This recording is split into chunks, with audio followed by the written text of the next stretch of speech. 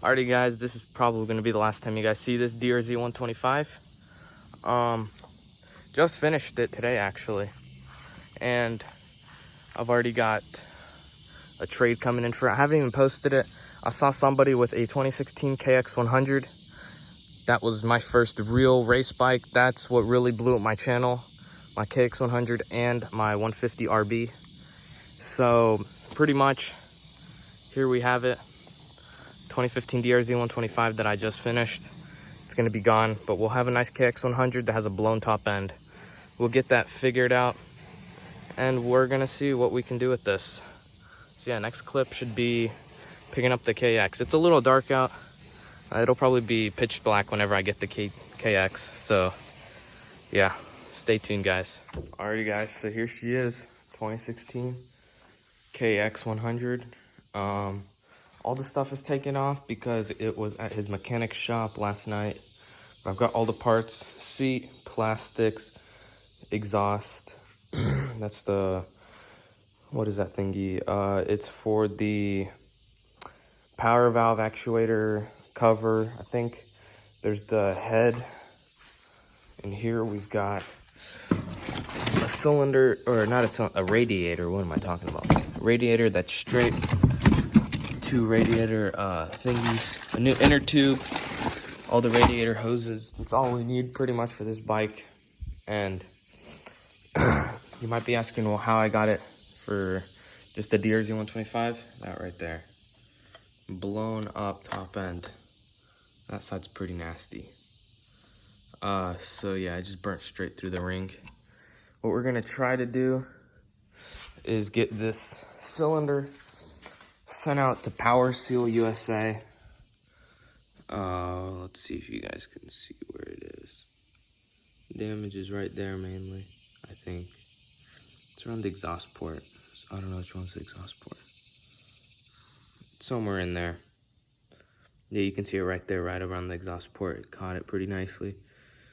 It doesn't look too extremely serious, so we're gonna try to send it out to Power Seal USA. I think it's like $200 for them to it's not re-sleeving it, it's replating it with their Nika seal, all that good stuff. And I'll get a thingamajigger from them. What's that thing called? I'll get a piston from them and rings. They'll set it up for me perfectly, and this bike should be done after that pretty much. We're also gonna get a new rear tire because, as you can tell, this thing, it says that it's a whole shot tire. Where is it? Right there, whole shot. But that thing's not gonna get you a whole shot. Maybe on the road. Take it to the drag strip or something. Other than that, the bike's pretty clean. Has 42 hours on it. Kid raced it at Loretta's, apparently. So yeah, we'll see. Everything's nice and crispy on it. Hopefully it's a good deal. Hopefully we'll get it finished, and you guys will see the finished product pretty soon. I'm gonna put everything together just to make sure that there's no little missing bolts or nothing, so that I know what to order while I'm at it. And yeah. Alrighty guys, so the bike is together. Every single bolt, down to the last bolt, was here. Only issue is on this one, I do have the bolts for it, but it looks like they cracked off a bolt in there, so I was trying to drill it out and stuff, and that didn't really work. So I'll probably drill it out, put a nut in the back, weld it on, and then that'll work fine. Other than that, everything's here. Air filter's not even that bad. I'll still clean it out, oil her up. All the little bolts and everything came for the top end. It's all good. It has a whole shot device, which is pretty neat. Other than that, this thing's pretty clean. Just talked to, I was gonna send it out to Power Seal USA, but they have a 5 to 6 or 5 to 8 week wait time on cylinders, so I was like, that's not gonna work. So I called up Millennium, I think that's what they're called, Technologies. They said that they can do it in like 5 to 9 business days, or 9 to something business days, which is a lot better. And yeah, top end right now, you can tell, I don't know why it's got compression. For some reason it's not supposed to, but it's blown up in there for sure. I'm gonna put a new rear tire on pretty much every bike I get up on. new tires. Probably gonna take off these graphics because it has the rider's name on them and stuff. I don't think he wants 200,000 people seeing them. Not 200,000. I might get some good views on this one.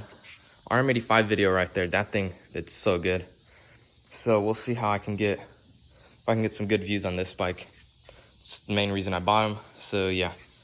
Other than that, it's got a lot of nice parts on there. TM Design Works. Chain guide, stuff like that. FMF pipe. FMF silencer. Rental bars. I think these come stock. Not sure. What else? The works connections. Thingamajigger. Whole shot device. Stuff like that. Suspension set to 140 pounds.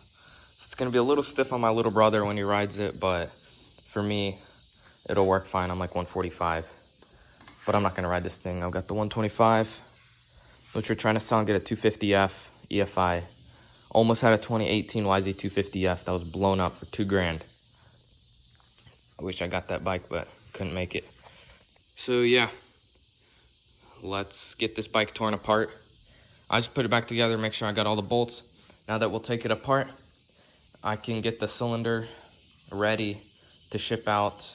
And yeah, the way we're gonna do it is a core exchange. I don't know if you guys know, it's pretty much, you pay 450 bucks plus $30 shipping, and they send you in one. You put it on, once you get it, you ship yours out, and then you get the $200 back, as long as yours isn't cracked. And this one doesn't look to be cracked. It just looks like a ring cut the exhaust port and blew up.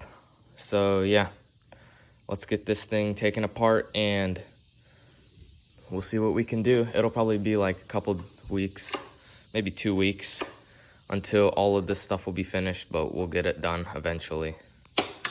So yeah, this episode will probably just be rebuilding the top end. We'll get it running. The next episode will be putting on the tires and then the first ride or something. Not sure. Might put on a new front tire. That thing is roached. So yeah guys, I'll probably throw you guys up on a time lapse, and yeah. Alright, you guys, a little update. We got all the plastics off that we need, just the gas tank seat and side shrouds right here and the exhaust pipe. Now we're ready to go and dig into the engine. What I'm gonna do today is just crack over this power valve cover. Or this is not power valve, this is some actuator, I think. Power valve actuator, something like that. Power valves are here, I think. Pretty much, we're gonna take these off, unhook it, take off the head, take off this engine cover or engine mount right here. Take out the reeds, maybe clean the carburetor, just make sure, because I think you blew it up a long time ago. This is what we're looking at compression wise. The hardest thing to turn over is the spring itself. Other than that, it doesn't have a spark plug in, so that also makes it a little easier to turn over. Otherwise, take off the head, take off the piston, order up a new piston and rings, gasket kit. We're gonna get the cylinder shipped out, do all that good stuff, and hopefully this bike will be finished soon. Not sure if I'm gonna need a new radiator.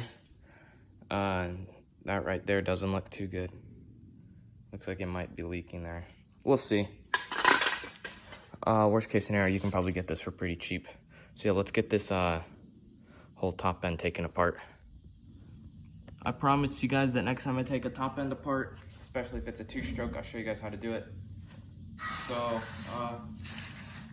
let's go ahead and show you guys how to do this. Is this an 8 or a 10?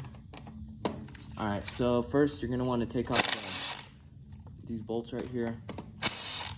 It's a plastic cover, so just be careful with the impact. Don't impact it too hard in. I don't use an impact to put stuff in, I just use it to take it out. Now that we got the cover off, I'm gonna put each one of these screws in and put it in a plastic baggie just to make sure that I put everything back together the way it came from the factory. to take off this little circlip right here that holds the actuator. I think that's what it's called. Correct me in the comments if I'm wrong. We're gonna see how we can get this out. Probably just... honestly, prying it loose. 1 second, let me get a smaller screwdriver.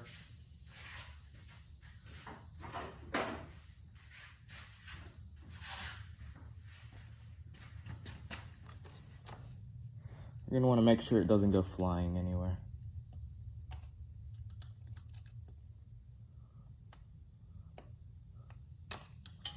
There we go.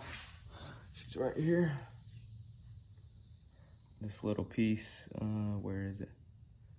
That right there. It's probably not focusing. Can't even see it. All right. Anyways, throw that in there. Now that we got the power valve disconnected, pretty much. This little thing should pop off, if I'm not mistaken. Let's see if she will. She has to.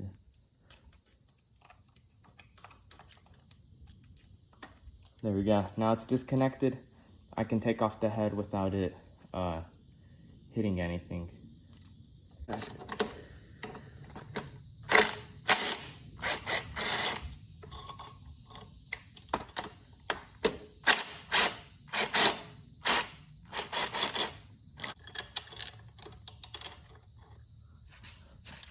For little parts, more engine-wise parts that are pretty hard to tell a difference, I usually just put them in a separate bag.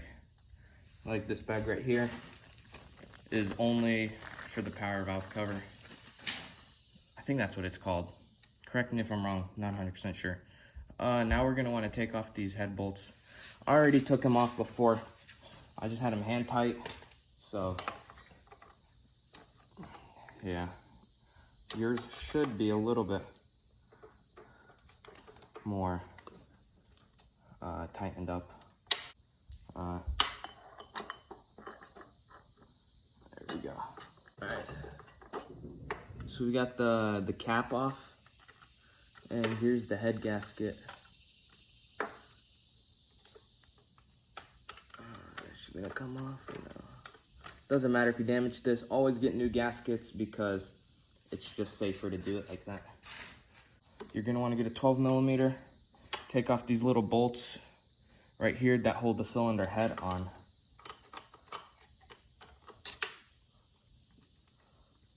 These bolts are also not really tight. All right, just work her loose.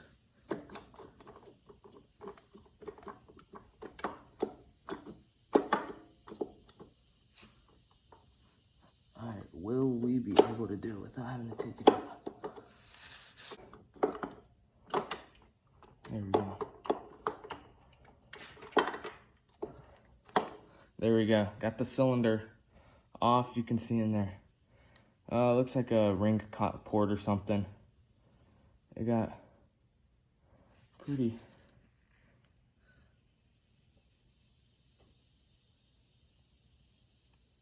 Yeah, you can catch it with a fingernail, so it's best if I replate it.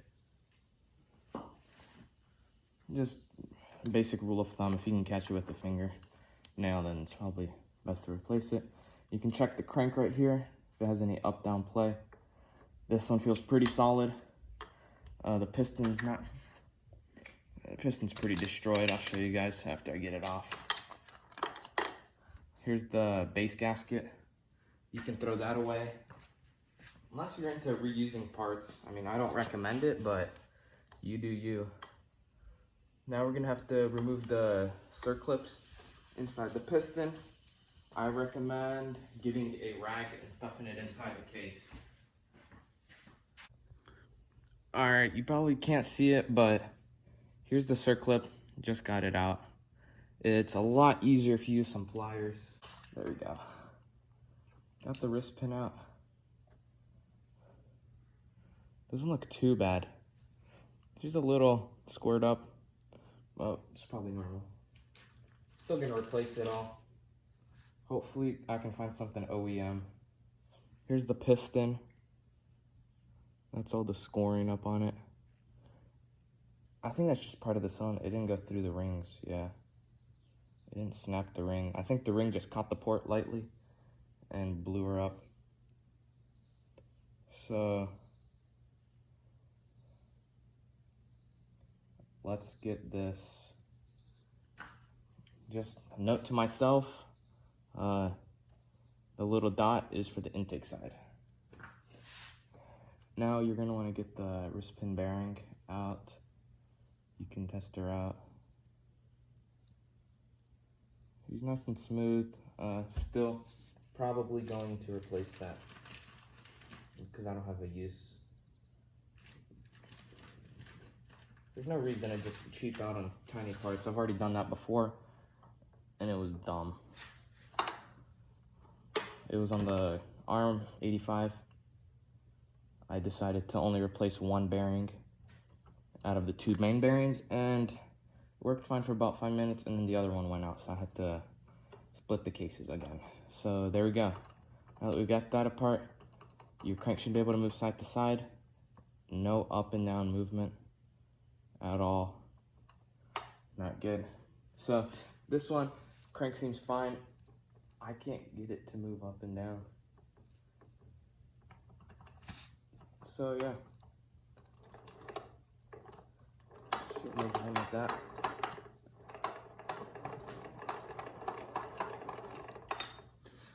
So yeah, that's probably the end of tearing this bike apart. I'll see. This might finish up the video, honestly.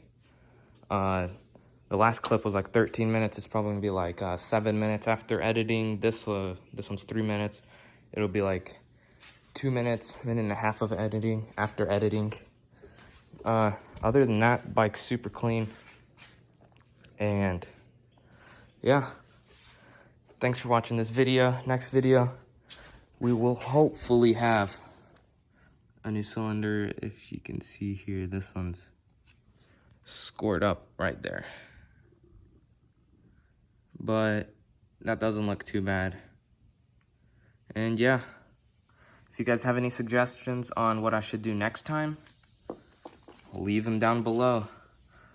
Let me know what I should be doing with these bikes.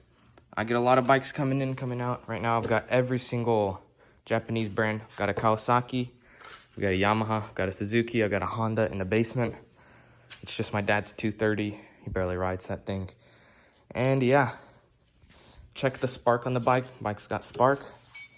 So she is ready for a new top end, slap her on, and she should work perfectly fine. I might tear apart the carb just to make sure everything's nice and clean. That's what I did on the Raptor when I rebuilt it, and the TTR50, which is gone. Long gone. Sold that thing, made a lot of money on it. Paid $100, sold her for a good profit, let's say that. I don't even make that kind of profit on some of my bigger bikes, so yeah, not bad for a 50. Stay tuned for the rest of this build. I think I'm gonna get new graphics for it. New top end. I'm not gonna dig into the bottom end because I don't really need to. New rear tire, probably new front tire, and she's complete, honestly. I'm really happy that every single bolt came with the bike. I bought in a lot of bikes, like even this one, half the bike was held on by zip ties. So yeah, stay tuned for the rest of the build, and peace, guys.